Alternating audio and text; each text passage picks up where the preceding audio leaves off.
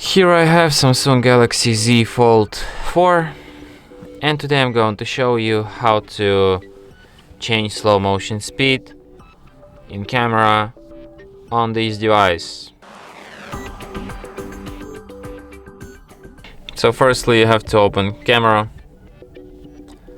then switch to the more modes, and here you can select like only two different speeds of slow-mo. You have like normal slow motion, or you have like